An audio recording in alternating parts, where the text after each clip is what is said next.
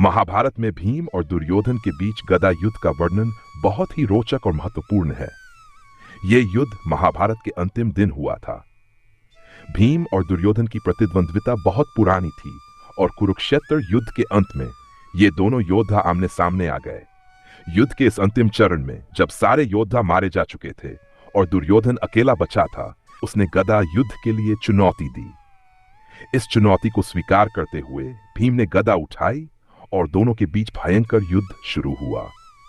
गदा युद्ध में दोनों योद्धाओं ने अपनी पूरी ताकत और कौशल का प्रदर्शन किया। इस युद्ध के दौरान भगवान श्री कृष्ण ने भीम को इशारों में याद दिलाया कि दुर्योधन का वध केवल जांघ पर प्रहार करने से संभव है, क्योंकि वह महारथी और शक्तिशाली था। दुर्योधन की जंघा पर प्रहार करना युद्ध के नियमों के खिलाफ था, लेकिन यह न्याय और धर्म के लिए आवश्यक था, क्योंकि दुर्योधन ने द्रौपदी का अपमान करते समय अपनी जांघ पर हाथ मारा था।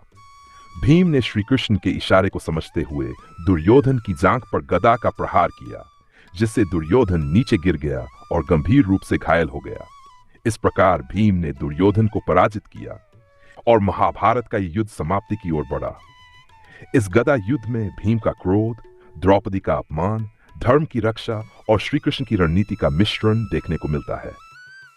भीम और दुर्योधन का गदा युद्ध महाभारत का एक ऐसा क्षण है जो न केवल अद्वितीय शौर्य और प्रतिशोध का प्रतीक है, बल्कि धर्म अधर्म के संघर्ष को भी दर्शाता है।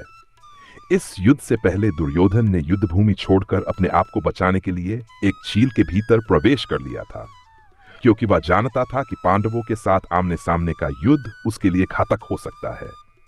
लेकिन युधिष्ठिर ने उसे बाहर आकर योद्धा की तरह युद्ध करने के लिए ललकारा। जब दुर्योधन बाहर आया तो उसने गदा युद्ध की चुनौती दी, क्योंकि वह जानता था कि गदा युद्ध में उसकी कुशलता असाधारण थी। इस युद्ध के नियम के अनुसार यह एक वैध मल्ल युद्ध था, जिसमें गदा को मुख्य हथियार के रूप में इस्तेमाल किया जाता है और कोई अन्य अस्त्र शस्त्र का प्रयोग नहीं किया जाता। भीम और दुर्योधन दोनों के ही गुरु बलराम थे, जिन्होंने उन्हें गदा युद्ध की कला में प्रशिक्षित किया था। इसलिए दोनों ही योद्धा गदा चलाने में बहुत निपुण थे। युद्ध शुरू होने पर दोनों योद्धाओं ने आक्रामकता से प्रहार करना शुरू किया और युद्ध में किसी प्रकार की कमी नहीं थी। भीम का हर प्रहार दुर्योधन पर भारी पड़ता, लेकिन दुर्योधन भी बेहद साहसी और कुशल योद्धा था। भीम अपने बल और क्रोध के कारण अत्यंत उग्र हो रहे थे और उन्हें द्रौपदी के अपमान का बदला लेना था, जबकि दुर्योधन अपने अहंकार और शौर्य के साथ इस लड़ाई को जीतना चाहता था।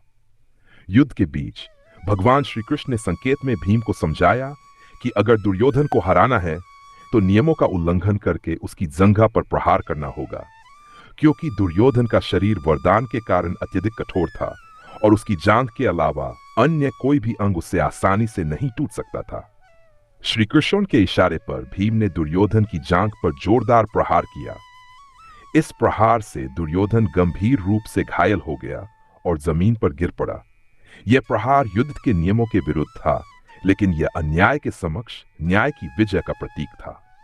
दुर्योधन की पराजय के बाद वह जमीन पर कराहते हुए पड़ा रहा और पांडवों की विजय सुनिश्चित हुई।